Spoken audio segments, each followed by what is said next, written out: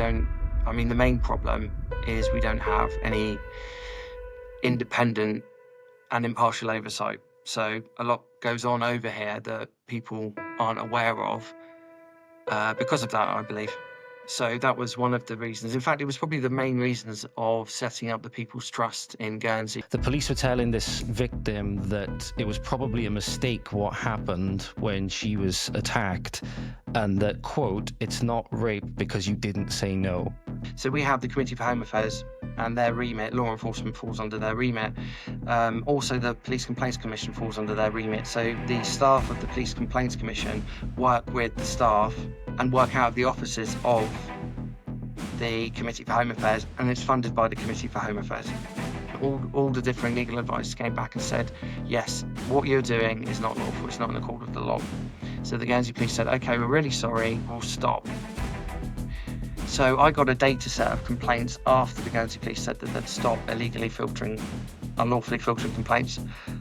They didn't stop. It's lawful now. So 8 working days after the Guernsey police received a lawsuit which contained or involved claims of senior police officers using an unlawful filter, the President of Home Affairs, Rob Curgenven, brought in a law 8 working days later legalising the use of that unlawful filter. She said, although these statements may be false, I couldn't find any intent to deceive.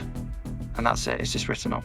So that's how a lot of politicians and a lot of police officers get away with making false statements or arguably lying, because they just turn around and say. And it was a case of, she was 14 years old at the time, and the police statements were so inaccurate that she and her friends refused to sign them. It's almost like they're marking their own homework and finding that they're getting 100% on everything. How are you ever going to learn?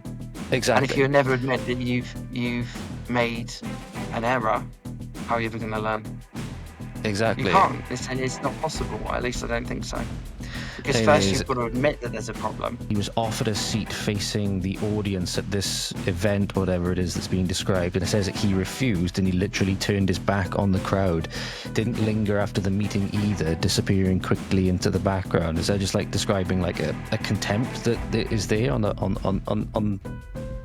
part of Brabham? I don't think it was contempt. I think it was fear. But if you don't vote, then it's the same old faces that stay in, especially in our small community, same old faces that have caused this island to be where it is today.